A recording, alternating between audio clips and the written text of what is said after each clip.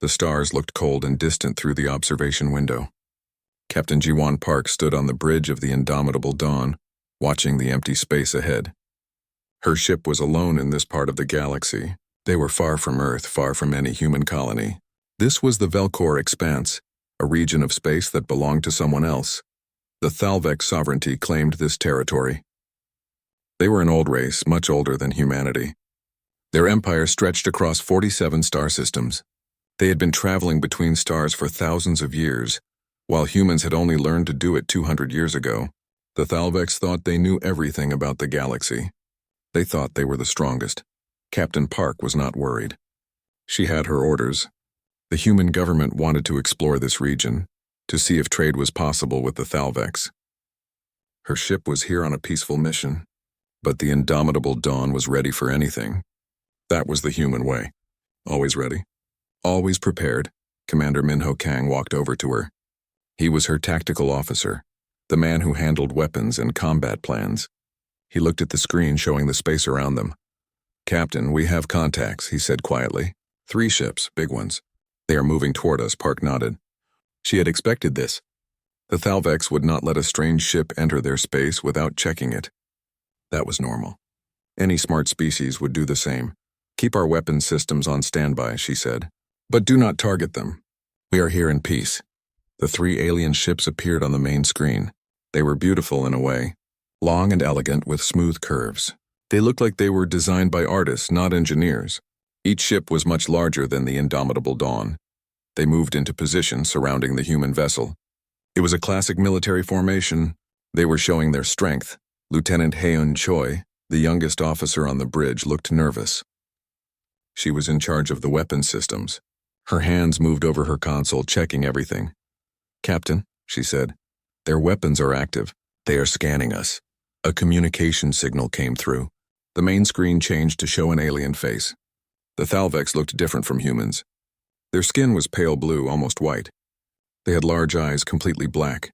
No nose, just small openings. Their mouths were thin lines. This one wore what looked like a military uniform. Symbols of rank covered his chest. "I am Overlord Vexus," the alien said. His voice was translated by the computer, but it still sounded strange. Cold. Superior. "You have entered Thalvex space without permission. Explain yourself." Captain Park stepped forward. She kept her face calm, her voice steady. "I am Captain Ji-won Park of the United Earth Navy. We come in peace. We wish to establish contact with your people to discuss trade and friendship." Overlord Vexus stared at her. His black eyes showed nothing. Then he made a sound that might have been a laugh. It was not a kind sound. "Humans," he said. "Yes, we have heard rumors about your kind. A young race, barely off your home world. You think you can travel among the stars like we do? You think you are ready for this?" Commander Kang tensed beside her. Park could feel the anger from her crew, but she raised her hand slightly. A small gesture that meant stay calm. "We are ready," Park said simply. "We would like to prove it through friendship, not conflict." Vexus waved a hand. The gesture looked dismissive. "We will see. My science team will scan your vessel. We will learn everything about you. Your technology, your weapons, your capabilities. Then we will decide if you are worth our time. Do not resist the scan. If you do, we will consider it an act of war." The screen went dark. The communication was over. Vexus had not even waited for an answer. He simply assumed humans would obey. Commander Kang turned to Park. "Captain, they are treating us like children. Like we are nothing. Should we really let them scan us? They will see all our systems, all our weapons." Park looked at the alien ships on the screen. She was quiet for a moment, thinking. Then she smiled. It was a small smile, almost invisible, but Commander Kang saw it. He had served with her for 5 years. He knew that smile. It meant the captain had a plan. "Let them scan," Park said. "Let them see everything. Every weapon, every system, every piece of technology we have." "But Captain," Kang started. Park cut him off gently. "They want to see what we are. Let them look. They will see what we want them to see. And maybe, just maybe, they will understand." Kang frowned, but he nodded. He trusted his captain. If she wanted this, she had a reason. The scan began. The human crew could feel it. A strange, tingling sensation as unknown energy washed over their ship. Sensors everywhere activated. The scan was deep. Very deep. It was looking at everything. The power systems, the engines, the weapons, even the personal quarters of the crew. Nothing was hidden. Aboard the Thalvex flagship, Science Director Kelrix watched his screens fill with data. He was in charge of analyzing alien technology. He had done this many times before. Every new species the Thalvex encountered was scanned, studied, and catalogued. It was routine work. Boring, usually. The initial readings came through. Kelrix read them quickly. The human ship was small, only about 300 meters long. The Thalvex ships were twice that size. Good. The humans had weapons, but they seemed basic. Kinetic cannons, simple energy shields, standard fusion reactors for power. Nothing special. Nothing threatening. Kelrix felt satisfied. The humans were primitive just as he expected. Young races always were. They built small ships with weak weapons. They thought they were ready for space travel, but they were not. Not really. But then something strange happened. A small alert appeared on his screen. It was a minor thing, just a note that some readings did not make sense. Kelrix frowned. He ran the scan again, going deeper. The power readings were wrong. According to his instruments, the human ship's reactor was producing far more energy than needed. Why would they do that? It was inefficient. Unless... Kelrix checked the weapons data again. The kinetic cannons looked simple on the surface. But when he examined them more closely, he saw something that made him pause. The acceleration rates were impossible. These were not simple cannons. They were advanced railguns, capable of launching projectiles at incredible speeds. Speeds that could punch through any shield the Thalvex had. His hands began to move faster across his console. He went deeper into the scan data. Layer by layer, the truth began to emerge. The human ship was not what it seemed. The energy shields were not simple barriers. They were spatial distortion fields, technology the Thalvex had only theorized about. The ship's hull was made of materials that should not exist. The crew quarters had radiation shielding strong enough to survive a nuclear blast. And the weapons. Oh, the weapons! Kelrix found more and more of them. Hidden systems. Backup weapons. Emergency armaments. The ship had enough firepower to destroy a small planet, and these were just the weapons the scan could detect. What if there were others hidden deeper? A young technician named Velos came running over. Director Kelrix, you need to see this. The power core readings are impossible. The human ship is generating as much energy as our entire flagship. How is that possible from something so small? Kelrix felt something he had not felt in many years. Fear. Real, cold fear. Keep scanning, he whispered. I need to know everything. Back aboard the indomitable Dawn, Captain Park stood calmly on her bridge. The scan was almost complete. She had felt every second of it. She knew exactly what the Thalvex were seeing, and she knew what would come next. Commander Kang leaned close to her. Captain, do you think they understand yet? Park's smile grew slightly wider. They are beginning to. Phase 1 is complete, Commander. Now we wait to see what they do with the information. And if they attack? Kang asked. Park looked at him. Her eyes were calm, but there was something hard in them. Something that had been forged through years of training and combat. Then they will learn why humanity survived 10,000 years of war against itself, she said quietly. They will learn what it means to face a species that has spent its entire existence preparing for the worst.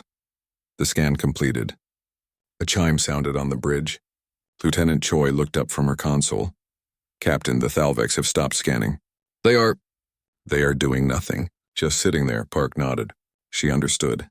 Right now, aboard those 3 beautiful alien ships, someone was reading the scan results. Someone was beginning to understand exactly what they had found. Not a primitive human vessel, not a weak exploration ship, but something else entirely, a warship. A real warship. Built by a species that knew war better than any other in the galaxy. And somewhere aboard that Thalvex flagship, Science Director Kelrix was staring at his screens in growing horror. The scan was complete. He had all the data, and he wished more than anything that they had never scanned this ship, that they had never stopped it, that they had simply let it pass through their space, because now he knew the truth, and the truth was terrifying. Science Director Kelrix sat alone in his analysis chamber. The lights were dim. He preferred it that way when he worked. But right now the darkness felt wrong. It felt like a warning. The data from the human ship covered every screen around him. Numbers, diagrams, energy readings, weapon specifications. At first glance, it all looked normal. But Kelrix had been doing this work for 30 years. He knew when something was wrong, and everything about this scan was wrong. He pulled up the power core data again. The human ship was small, only 300 meters long. The Thalvex flagship was 600 meters. Basic logic said the flagship should have more power, much more power. But the readings told a different story. The human reactor was producing 100 times more energy than any Thalvex ship. 100 times. Kelrix checked his instruments 3 times. The numbers did not change. They were real. How was this possible? The reactor was not large. It fit inside that small ship. Yet it contained what looked like a barely controlled star, a miniature sun burning inside a metal shell. The amount of energy needed just to contain that reaction was enormous, and the humans did it casually as if it were nothing special. Technician Velos came running into the chamber. His face was pale. His hands were shaking. "Director! The weapon systems. You need to see the weapon systems." Kelrix felt his throat tighten. He pulled up the weapons data. What he saw made him stand up from his chair. The initial scan had shown simple kinetic cannons, railguns firing solid metal projectiles. The Thalvex had similar weapons. They were good for close combat, but nothing special. Except these were not simple railguns. The human cannons could accelerate projectiles to 15% of light speed. 15%. At those speeds, a single bullet would hit with the force of a nuclear bomb. The kinetic energy alone would destroy anything it touched. Shields would not help. Armor would not help. Nothing would help, and the ship had 20 of these cannons. 20 weapons that could tear through a Thalvex warship like it was made of paper. "Look at this," Fellow said, pointing at another screen. "The energy shields. They are not shields at all." Kelrix read the data. His hands began to shake too. The humans did not use normal energy shields. Instead, they warped space itself. They created bubbles of distorted reality around their ship. Incoming weapons would not hit a shield. They would hit twisted spacetime, bending around the ship, missing it completely. This was technology the Thalvex had only studied in theory. They knew it was possible, but they could not build it. It required too much power, too much precision, too much understanding of physics. Yet the humans had it. They had it and used it on a ship they called a light cruiser. A light cruiser. Kelrix almost laughed, but the sound died in his throat. This ship was not a light cruiser by any standard he knew. It was a monster hiding in a small package. "Keep going," Kelrix whispered. "Show me everything." Velos pulled up more data. The missile systems, the point defense lasers, the electronic warfare suite. Each one was more advanced than anything the Thalvex had. The missiles used antimatter warheads. Antimatter, the most destructive substance in the universe. 1 kilogram of antimatter could destroy a city. The human ship carried enough for 200 missiles. The point defense lasers could track and destroy 1,000 targets per second. 1,000. They operated automatically, faster than any biological mind could react. If the human ship was attacked by fighters or missiles, they would die before they got close. But there was more. Kelrix found something buried deep in the ship's systems. A weapons designation he did not understand. It was simply labeled Ragnarok Protocol. There were no details, no specifications, just a single line of text in the human language. Use only when all other options are exhausted. Authorization required from command level 7 or higher. Velos looked at him. "What do you think it is?" Kelrix shook his head. He did not want to know. If humans had weapons they considered so dangerous that they needed special authorization, he did not want to imagine what they could do. He moved to another section of the data. The ship's structure. The hull was made of something called composite nanoweave. It could withstand temperatures that would melt any Thalvex material. It could absorb radiation that would kill any Thalvex crew. The humans had built this ship to survive in environments that were literally hellish. And the redundancy. Everything had a backup. The backup had a backup. The ship could lose half its systems and still fight. It could lose 3/4 of its crew and still operate. The humans had designed this vessel to take punishment that would destroy any other ship and keep fighting. Kelrix sat down again. His legs felt weak. He pulled up one more piece of data. The ship's computer logs. The scan had captured them because the humans made no effort to encrypt or hide them. Why would they? They were letting the Thalvex see everything. The logs contained historical data. Information about human battles. Human wars. Human conflicts. Kelrix began to read. He could not stop. He had to know. He had to understand where these weapons came from, why the humans built such things. The first file was labeled World War I. He opened it. The date was over 200 years before humans achieved spaceflight. The description made him feel sick. 40 million dead, 40 million people killed in a war that lasted only 4 years. He read about chemical weapons, poison gas released in trenches. He read about machine guns that cut down thousands of soldiers in minutes. He opened the next file. World War II, 70 million dead, entire cities destroyed by firebombs. Then something worse. Atomic weapons. Nuclear bombs dropped on cities full of civilians. The humans had discovered the power of the atom and immediately used it to kill each other. File after file. War after war. The Korean War, the Vietnam War, the Middle Eastern conflicts, the nuclear exchange of 2047. Kelrix read the description of that last one. It was a limited nuclear war, they called it. Limited. As if there was any way to limit nuclear weapons. 300 million people died in 6 hours, but the humans survived. They always survived. They rebuilt their cities. They made new weapons. They fought again. For 10,000 years, humanity had been at war with itself, always fighting, always killing, always learning how to do it better. The Thalvex had been spacefaring for 5,000 years. In that time, they had fought only 3 wars. Small wars, conflicts that lasted months and involved thousands of casualties. They considered themselves a military race, a warrior culture. But humans had been fighting for their entire history, fighting each other, perfecting the art of destruction, and now they had brought that expertise into space. Kelrix found another file. The Mars Rebellion. It was only 50 years ago. Human colonists on Mars had tried to break away from Earth. The Earth government had sent ships. According to the file, the rebellion lasted 8 months. Both sides used weapons that could crack open domed cities and kill millions. Both sides did use those weapons. The war ended when Earth deployed something called an orbital bombardment platform. It could drop metal rods from space, hitting targets with the force of nuclear weapons but without the radiation. They had destroyed their own colony, killed their own people. To win, Kelrix felt cold. This was not a species that threatened violence. This was a species that understood violence on a level the Thalvex never had. Every weapon on this ship represented a lesson learned through blood, through death. Through centuries of conflict, Velos spoke quietly. "Director, there is one more thing." The crew compliment. "What about it?" Kelrix asked. "The ship has berths for 3,000 crew members." Kelrix looked up. 3,000? That was impossible. A ship this size needed maybe 500 crew. Why would they put 3,000 people on it? Then he understood. It was not about efficiency. It was about redundancy again. The humans had enough crew to take massive casualties and keep fighting. They expected to lose people in combat. They planned for it. They accepted it. What kind of species does that? What kind of species builds every ship assuming it will take catastrophic damage? The answer was simple and terrible. A species that knows war. Really knows it. A species that has lived war for its entire existence. Kelrix stood up. He needed to tell Overlord Vexus. The Overlord needed to see this data. He needed to understand what they had found. He walked through the corridors of the flagship. Crew members nodded to him as he passed. They did not know. They thought this was a normal scan. Another primitive species for the Thalvex to dominate or ignore.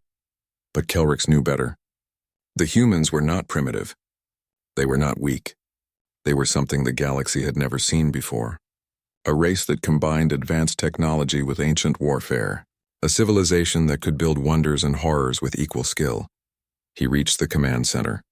Overlord Vexus stood in the center, watching the main display. The human ship sat there silent and still, waiting. "Overlord," Kelrix said. His voice shook slightly. "We need to talk about the scan results." Vexus turned. He looked confident, almost bored. "Yes, what did you find? Are they as primitive as they look?" Kelrix handed him a data pad. The complete scan results. Vexus took it casually. He began to read. His expression changed slowly. The confidence faded. His eyes widened. His hand began to shake. This cannot be accurate," Vexus whispered. Part 3, the communication request, came 2 hours after the scan completed. Captain Jiwon Park had been expecting it. She stood in her ready room, a small office just off the main bridge. Counselor Heejin Ryu sat across from her. Ryu was a diplomat, trained for first contact situations like this. They know now, Park said quietly. They have seen what we are, Ryu nodded. The question is, how will they respond? Fear can make people do foolish things, even advanced aliens. Then we need to be honest with them, Park said. Completely honest. They need to understand why we carry these weapons. The communication screen activated. Overlord Vexus appeared. He looked different now. The superiority was gone from his face. Instead, he looked tired, worried. His black eyes studied Park carefully. Captain Park, he said. His voice was different too, more respectful. We have completed our scan of your vessel. I know, Park said.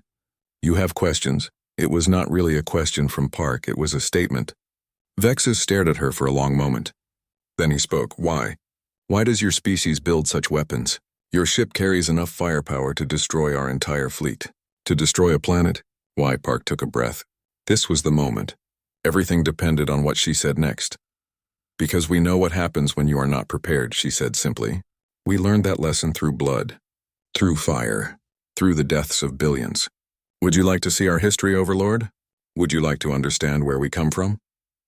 Vexus hesitated. Then he nodded. Yes, I think we need to understand. Park gave a command to her computer. A data package was transmitted to the Thalvex flagship. Complete access to Earth's historical archives, everything. The wars, the genocides, the disasters, the triumphs, all of it, raw and unfiltered. Aboard the Thalvex flagship, Science Director Kelrix and his team began reviewing the data. What they saw made them understand. And understanding made them afraid in a different way. Earth was a death world. The team saw the planet's history. Massive ice ages that covered the continents. Volcanic eruptions that blocked out the sun for years. Earthquakes and tsunamis that killed millions. And through it all, humanity survived. They adapted. They evolved. They became the most dangerous predator on their planet. But then they turned that predatory nature on themselves. The files showed war after war. Humans fighting over land, resources, ideas, beliefs. Every generation seemed to find a new reason to kill each other. Every century brought new and more terrible weapons. Kelrix watched footage from World War II. He saw cities burning. He saw concentration camps where millions died. He saw the atomic bombs falling on Japan, creating mushroom clouds that rose into the sky like angry gods. But he also saw what came after. The humans rebuilt. They created the United Nations. They worked together to prevent such horrors from happening again. For a while it worked. Then it failed. The nuclear exchange of 2047 showed humanity at its worst. India and Pakistan had fought over water rights. Both sides used nuclear weapons. The war lasted only 6 hours, but 300 million people died. The radiation spread across continents. Crops failed. Governments collapsed. Yet somehow humanity survived even that. They cleaned up the radiation. They developed new food sources. They rebuilt their civilization. And they made a promise. Never again. That was when Earth unified. Not through conquest, but through exhaustion. Every nation looked at the devastation and realized they could not keep fighting. They had to work together or die together. The United Earth Government was formed in 2051. It was not perfect. There were still conflicts, still disagreements. But the nuclear weapons were placed under international control. The armies were reorganized. And humanity turned its focus outward, to space. But they did not forget the lessons they had learned. Strategic Officer Kyungmin Park explained this in a recorded message that was part of the historical package. We know what we are, Park said in the recording. We are survivors. We survived an angry planet. We survived each other. We learned that peace is not natural. Peace is something you have to fight for. And to fight for peace, you need to be strong. So strong that no one dares to test you. Overlord Vexus watched this recording. He looked at Captain Park again. She was still on the communication screen, waiting patiently. You said you come in peace, Vexus said slowly. But you carry weapons that could destroy us all. How do we know you will not use them? Park met his eyes. Her voice was calm but firm. Because we choose not to. Every day we make that choice. We could have fired on your ships when you surrounded us. We could have destroyed you when you scanned us without permission. We chose not to. That is civilization, Overlord. Not the absence of power, but the choice not to abuse it. Counselor Ryu spoke up. She had been silent until now, but this was her expertise. Diplomacy. Understanding. Overlord Vexus, your scan found our weapons. But did it find our art? Our music? Our literature? Did it see that we have museums and theaters? That we write poetry and paint pictures? We are not monsters. We are people who learn to be gentle despite having the power to be terrible. Vexus was quiet for a long time.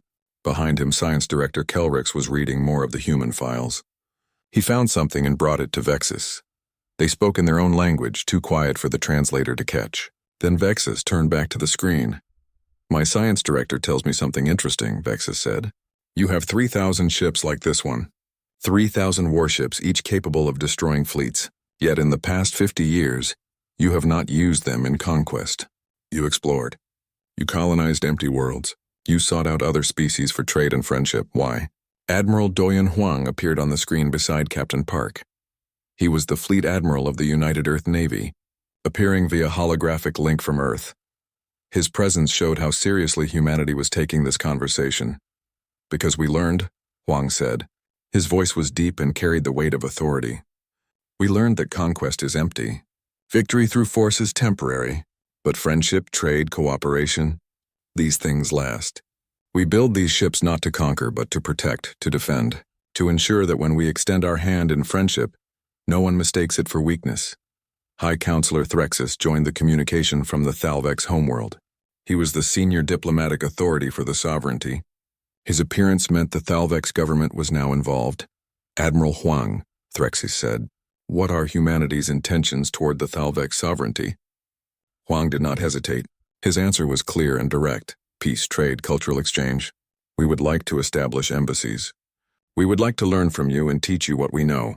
We would like to be friends if possible, allies if needed, but we will never be conquerors. And if we refuse? Threxus asked. If we tell you to leave our space and never return? Then we will leave, Huang said simply. We will respect your borders. We will not force contact. But know this, the galaxy is large but not infinite.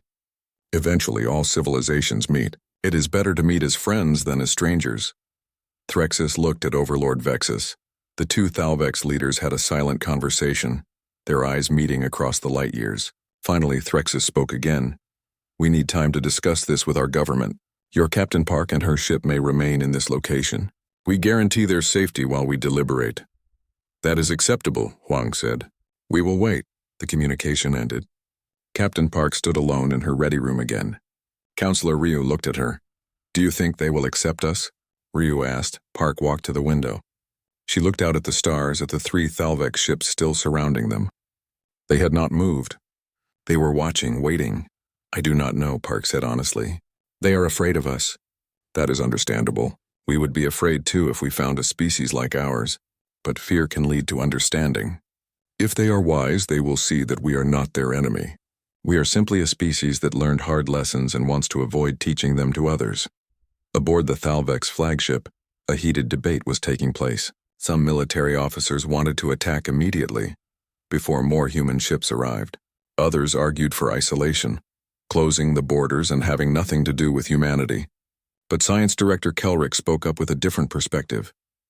We are afraid of them because they are powerful, Kelrick said. But think about this. They have been spacefaring for 200 years. In that time, they could have conquered half the galaxy if they wanted. But they did not. They explored. They colonized empty worlds. When they found other species, they traded with them. The humans have been peaceful for half a century. That is their choice, and they make that choice every day, despite having the power to do otherwise. Overlord Vexus listened to all the arguments. He thought about what he had seen. The weapons, yes, but also the history. A species that had torn itself apart and then put itself back together. A species that had learned from its mistakes. Finally, he made his decision. He would recommend to the High Council that they accept humanity's offer of friendship. It was risky. But rejecting them was risky too. Better to have such a powerful species as a friend than as an unknown factor in the darkness of space. But the recommendation would take time to process through the Thalvex government. Days, maybe weeks. Until then, Captain Park and her crew would wait, patient. 7 days passed. 7 days of waiting while the Thalvex government debated humanity's fate. Captain Park kept her crew busy with routine maintenance and training exercises. They stayed calm, professional, but everyone felt the tension. One wrong move and this first contact could turn into a war. On the 8th day, a message arrived. The Thalvex wanted a diplomatic summit. They had built a neutral station in the Velcor expanse specifically for this meeting. Representatives from both species would attend. Ambassador Yuna Shin arrived from Earth aboard a diplomatic transport. She was humanity's chief expert on first contact situations. She had negotiated with 3 other alien species successfully. But this time felt different. The Thalvex were not some small civilization. They were an empire, powerful, old, and they were afraid. Shin met with Captain Park in the conference room of the Indomitable Dawn. They reviewed the situation together. The Thalvex are divided, Shin explained. Some want to isolate themselves from us. Others see us as a potential threat that needs to be managed. A few see opportunity for alliance. Park nodded. Which group is strongest? That is what we need to find out, Shin said. But I have learned something interesting. The Thalvex have a problem. A neighboring empire called the Draxian Hegemony has been expanding into their territory. Small conflicts so far, but getting worse. Park leaned forward. This was important information. If the Thalvex were already dealing with an external threat, they might see humanity as either another problem or a potential solution. The summit took place aboard a new station. It was beautiful, built in the elegant Thalvex style, smooth curves and soft lighting. The main conference hall could hold hundreds of people. Today, it held representatives from 2 species that were trying to decide if they would be friends or enemies. Ambassador Shin entered with Captain Park and Commander Kang. On the other side of the hall, High Counselor Threxus arrived with Overlord Vexus and Science Director Kelrix. Both groups moved to the central table. But before they could sit down, another Thalvex entered. This one wore military armor, heavy and dark. His movements were aggressive. This was Regent Valerix, leader of the Thalvex military faction. He did not look happy. Why are we negotiating with them? Valerix demanded. He spoke in the common trade language, making sure the humans understood. They are a threat. They admit it themselves. They carry weapons that could destroy our worlds. Ambassador Shin remained calm. She had dealt with this kind of hostility before. Regent Valerix, she said respectfully, we understand your concerns. But consider this. We have carried these weapons for 50 years. In that time, we have never used them in conquest. We have never attacked another species without provocation. Our record speaks for itself. Your record is short, Valorix shot back. 50 years is nothing. How do we know you will not change your minds? How do we know that in another 50 years, you will not decide to take what you want by force?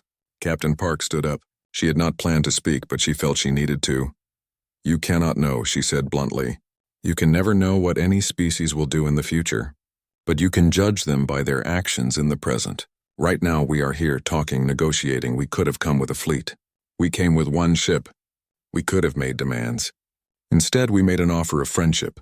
Valerix glared at her, but he sat down. The meeting began officially. High Counselor Threxus spoke first. He outlined the Thalvex position. They were willing to establish limited diplomatic relations, exchange of ambassadors, some trade, but they wanted restrictions. Human ships could not enter Thalvex core systems without permission. Human military vessels would be limited in number.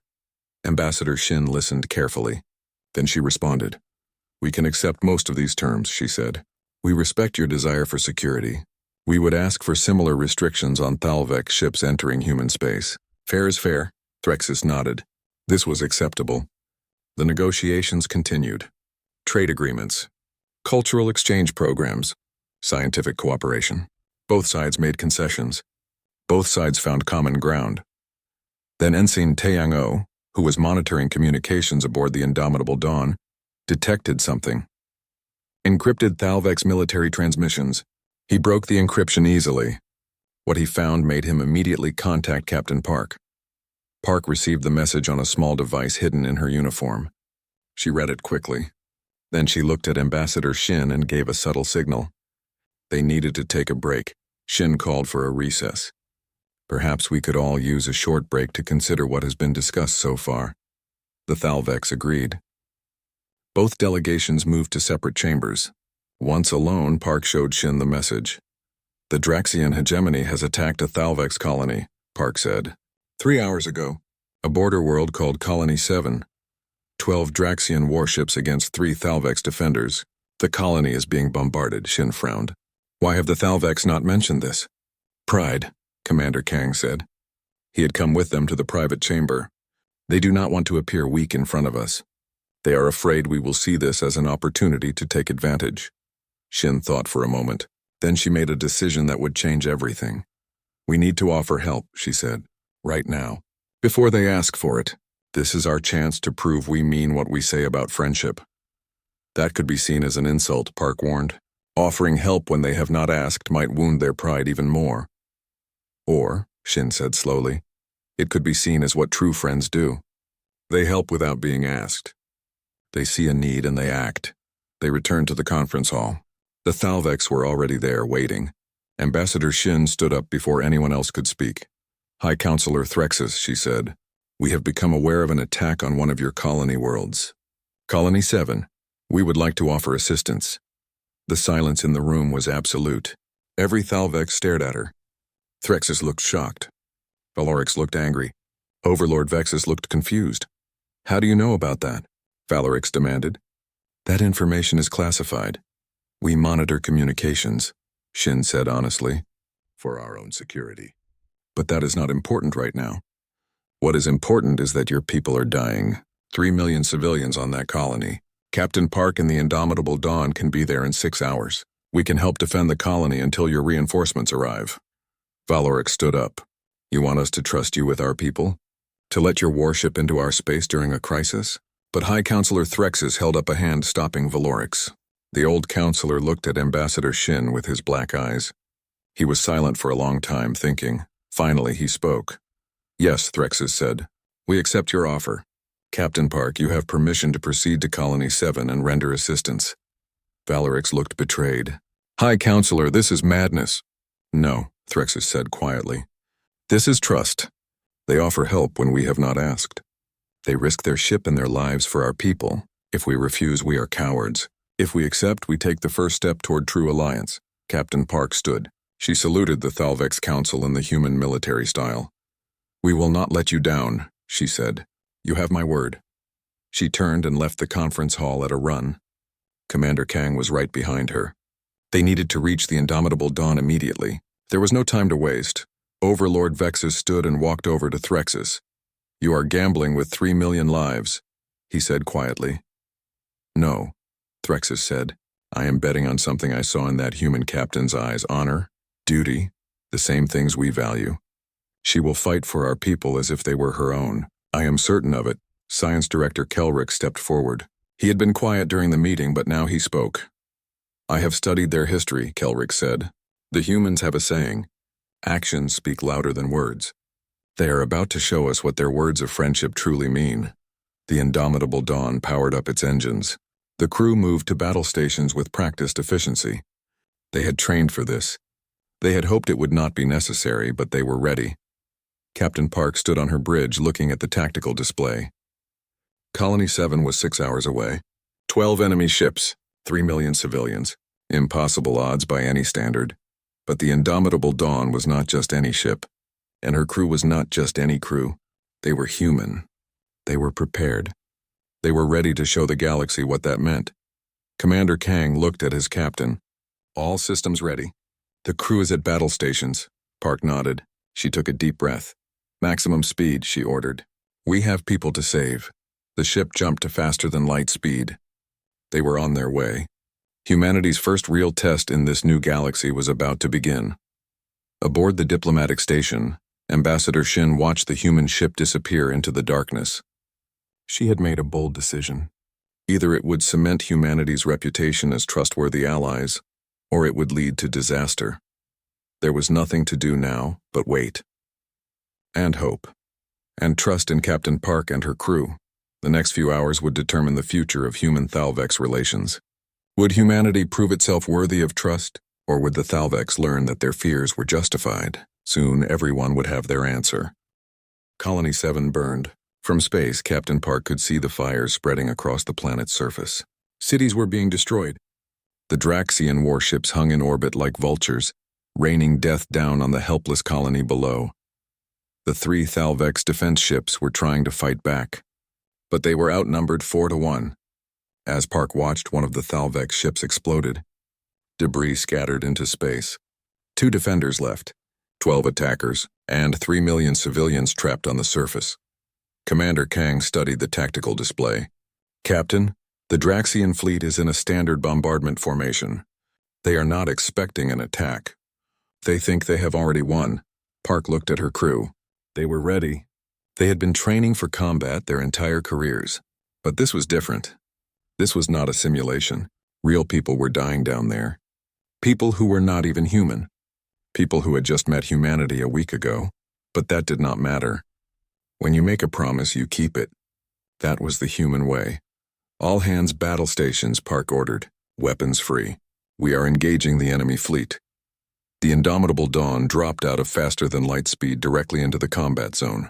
The sudden appearance of a human warship shocked the Draxian forces. Their commander, Warlord Draxus, immediately opened a communication channel. The Draxian looked similar to the Thalvex, but darker, heavier, more aggressive. His face appeared on the main screen, twisted in what might have been a smile. "A human ship," he said. "We have heard of you. The new species with the big ships and the loud voices. Turn around and leave. This does not concern you." Captain Park did not hesitate. Her answer was simple and direct. "No." Draxus laughed. "Then you will die with them. 1 ship against 12. You are either very brave or very stupid. Find out," Park said. Then she cut the communication. She turned to her weapons officer. "Lieutenant Choi, target the nearest Draxian ship. Fire when ready." The railgun spoke. 20 cannons fired simultaneously. 20 metal projectiles, each accelerated to 15% of light speed. They crossed the distance in less than a second. The targeted Draxian ship had no time to react. No time to raise shields. No time to evade. The ship simply ceased to exist. The kinetic energy was so massive that it vaporized the entire vessel instantly. One moment it was there. The next it was gone. 11 Draxian ships left. The Draxian fleet reacted immediately. They broke formation and began to surround the human ship. But Commander Kang had anticipated this. He had studied Draxian tactics during the 6-hour journey. "Captain, recommend we use the planet's gravity well," Kang said. "We can use it to slingshot around, increasing our speed and making us harder to hit." "Do it," Park ordered. The indomitable Dawn dove toward the planet. The Draxian ships followed, firing their weapons. Energy beams and missiles filled the space around the human vessel. But the spatial distortion fields bent the attacks away. Nothing touched the ship. The human ship skimmed the upper atmosphere, using the planet's gravity to whip around at incredible speed. As it came back up, the railguns fired again. Another Draxian ship exploded. 10 left. Lieutenant Commander Sujin An led a squadron of human fighters out from the hangar bay. The small craft were incredibly fast and maneuverable. They darted between the larger ships, drawing fire and disrupting the Draxian formations. Colonel Insu Bayek prepared his Marines for a different mission. Civilian evacuation. Drop pods launched from the indomitable Dawn, streaking through the atmosphere toward the colony's surface. Each pod carried 20 Marines in full combat armor. The pods landed in the burning cities. Marines spread out, finding survivors. They used portable shields to protect civilians from falling debris. They carried children and elderly through the smoke and fire to extraction points. One Marine, a young woman named Private Yoonji Kim, found a family trapped in a collapsed building. She lifted the debris with her powered armor's strength, creating an opening. The family escaped. Yoonji was about to follow when the building shifted. Tons of metal fell on her, her armor held barely. She was pinned, but alive. Her squad mates came back, dug her out. They all made it to the extraction point. That was the human way. No one left behind in space. The battle continued. The indomitable Dawn fought like nothing the Draxians had ever seen. It did not stay still. It did not fight the way they expected. It used the asteroids in the system as cover. It used the planet's magnetic field to confuse sensors. It fought smart. Another Draxian ship fell, then another. The human weapons were simply too powerful. Too accurate. Too deadly. 8 left, but the human ship was not invincible. A lucky shot from a Draxian cruiser penetrated the spatial distortion field. The impact tore through 3 decks. 30 crew members died instantly. The engineering section was damaged. Power dropped to 70%. Commander Kang was thrown from his chair by the impact. He stood up, bleeding from a cut on his forehead, but he returned to his station immediately. The battle was not over. Lieutenant Sora Nam, the chief engineer, worked frantically in the damaged sections. "We can hold together," she shouted over the alarms. "Just keep those shields up." Captain Park gripped her chair. They were hurt but not beaten. The ship could still fight. The crew could still fight. And they would until the job was done. 7 Draxian ships left. But now Warlord Draxus realized he was losing. His fleet was being destroyed by a single human vessel. The reports were true. Humans were not just another species. They were warriors. Real warriors. Fear made him desperate. And desperate people do terrible things. Draxus gave an order. His remaining ships turned their weapons away from the human vessel. They pointed them at the colony, at the cities, at the millions of civilians below. A message came through. Draxus appeared on screen. "Surrender now, human, or I will destroy the entire colony. Every city. Every life. Surrender or watch them all die." Captain Park felt something cold settle in her chest. This was a war crime, even by Draxian standards. Threatening to kill civilians was forbidden by every civilized species. But Draxus was not civilized right now. He was desperate and afraid, and that made him more dangerous than any weapon. Park looked at Commander Kang. He looked back at her. They both knew what had to be done. There was only one option left, Lieutenant Choi, Park said quietly. "Activate Ragnarok Protocol. Authorization Park Alpha 7. Choi hesitated for only a second. Then she entered the commands. "Ragnarok Protocol active. Target?" "Drax's flagship," Park said. "Fire." The weapon launched. It was not a missile. It was not a beam. It was something else entirely. A concentrated singularity. A tiny black hole created and controlled, lasting only seconds. But seconds were enough. The singularity appeared at the exact center of the Draxian flagship. Reality itself bent and twisted. The ship did not explode. It did not burn. It simply ceased to exist. The black hole consumed it completely, then evaporated in a flash of radiation. Warlord Draxus was gone. Not killed. Erased. Him and his entire ship removed from existence in an instant. The remaining 6 Draxian ships saw this. They saw their commander and his flagship simply vanish. They saw a weapon that should not exist. A weapon that violated the laws of physics as they understood them. They ran. All 6 ships turned and jumped to faster-than-light speed, fleeing the system as fast as their engines could carry them. The battle was over. The colony was saved. Captain Park slumped in her chair. The adrenaline faded, leaving exhaustion behind. Commander Kang came over, his face covered in blood from his wound. "We did it, Captain," he said. "At what cost?" Park asked. She pulled up the casualty reports. 30 crew members dead, 50 wounded. The ship was heavily damaged, barely able to maintain orbit. But on the surface, Colonel Bayek reported success. They had evacuated over 50,000 civilians to safe zones. Medical teams were treating the wounded. The fires were being brought under control. A Thalvex relief fleet arrived 2 hours later. Overlord Vexus came personally aboard the lead ship. He contacted the indomitable Dawn immediately. When his face appeared on the screen, Park saw something she had never expected to see from a Thalvex. Tears. Actual tears running down his pale blue face. "Captain Park," he said. His voice shook. You saved them. 3 million of my people. You came alone against impossible odds and you saved them." Park stood up even though her legs felt weak. She looked at Vexus and spoke the simple truth. "We made a promise. Humans keep their promises." The weeks that followed changed the galaxy. News of the battle spread. 17 different alien civilizations contacted Earth, requesting diplomatic relations. They had heard what humanity did. They had heard about the human ship that fought 12 enemies alone, about the humans who risked their lives to save aliens they had just met. The Thalvex sovereignty became humanity's first true allies. High Counselor Threxus himself came to Earth to sign the treaty. It was called the Velcor Accords, named after the place where humans and Thalvex first met. Science Director Kelrix was appointed as the Thalvex ambassador to Earth. He spent his days studying human culture, trying to understand this strange species better. One day, a human reporter asked him a question. You scanned their warship and found weapons that terrified you. Do you still fear humanity? Kelrix thought carefully before answering. Then he spoke words that would be quoted across the galaxy for generations.